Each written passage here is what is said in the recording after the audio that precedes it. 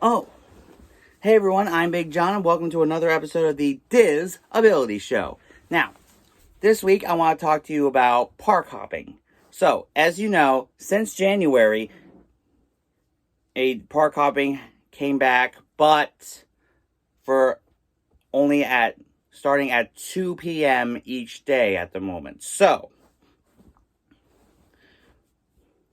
what you gotta do, you need to first go to the park that you had to have a reservation to that day. Then, when 2 o'clock rolls around, head on a bus or monorail. Mask up, of course, for that, because if you're fully vaccinated, remember, even if you're vaccinated or not, masks are still to be worn on monorails, buses, and Skyliners. But anyway, then 2 o'clock rolls around, you can go to the bus or monorail, mask up, and go to the park that you want to go to. But if you want to just chill it, like I do, before you park hop, go back to your hotel, have a snack, take a nap, go in the pool. I do all of the above when I take a break. And then, when you're ready, go to the park for the evening. Depending on how long the evening is, because the parks close at different times now. But anyway, if you want to park hop like I do, just go to the park, break in between, then park hop. It's what I call a park hopper sandwich. So anyway, that's my tip. Let me know in the comments if you have any questions or suggestions on how to do Disney for people with disabilities, and I'll make sure it gets into a future episode. And now it's time for this week's Top 5. So, Disney has made some announcements about the 50th anniversary this week on Good Morning America, as well as on the Disney Parks blog. So, here are my top 5 50th announcements. So, number 5, a brand new cavalcade at the Magic Kingdom, which is going to include Mickey and his friends and in their new 50th anniversary outfits. And I think it's great that we're getting something that's close to a new parade. I know cavalcades aren't parades, but I like the cavalcades because it is perhaps one of my favorite ways to interact with the characters. But of course, we'll have to go back to parades sooner or later, but for now, at least, we're getting a new cavalcade. And I have so many cavalcade videos I haven't uploaded yet, and I can't wait to show them to you guys.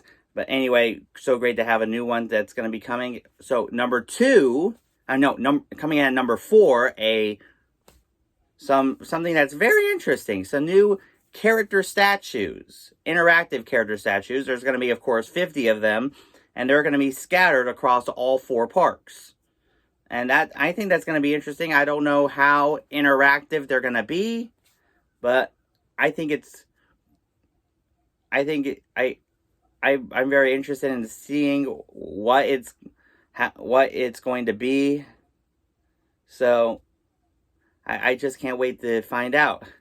So, number 3, another thing I find quite interesting, Disney Kite Tales coming to Animal Kingdom. Now, this is going to be a new daytime show, similar to the old days over at Epcot, where they had a daytime fireworks show called Surprise in the Sky, where they had guys on jet skis with kites and giant inflatable Disney characters all over the World Showcase.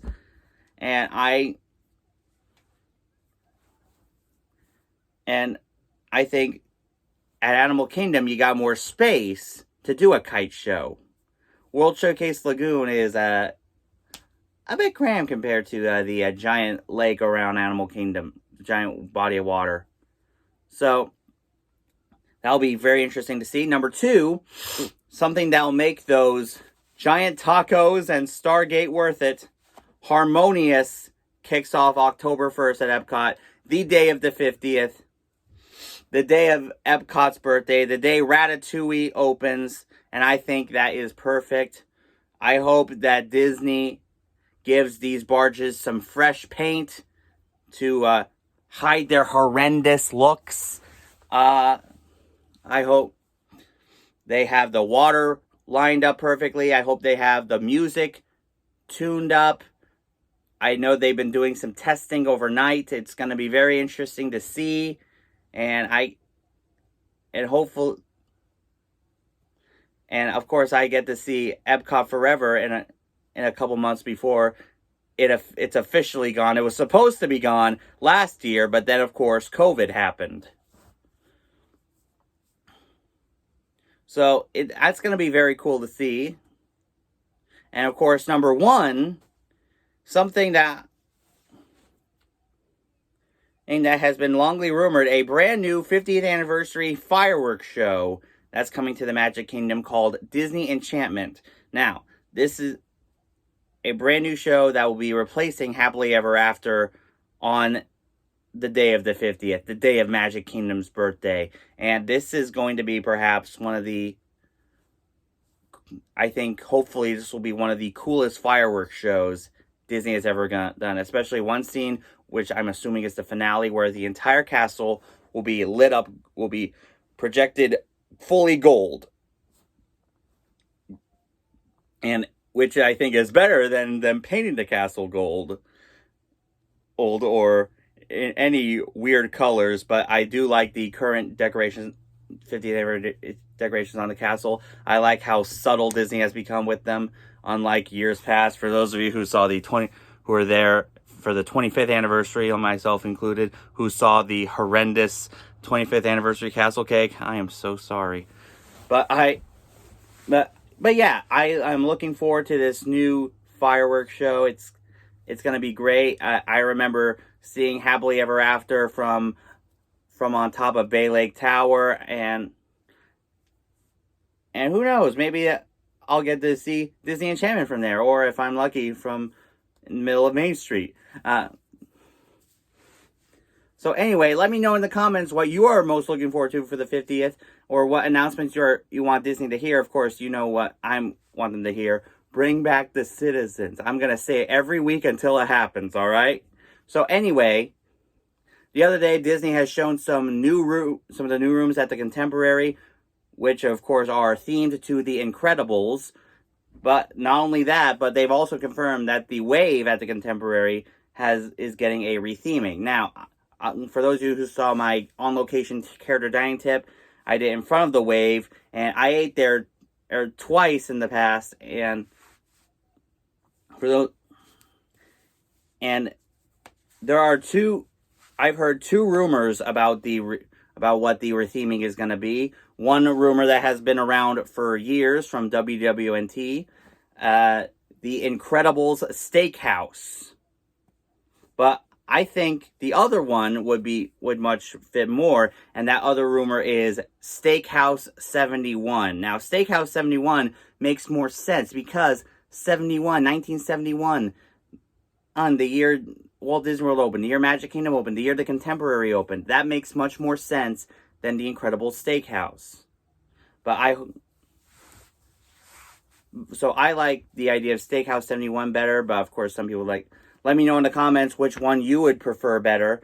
But anyway, that's this week's show. As I said before, let me know in the comments if you have any questions on how to do Disney for people with disabilities, and I'll make sure it gets to a future episode. And now for this week's shout-outs, make sure you check out my buddy Michael over at Mousepiration.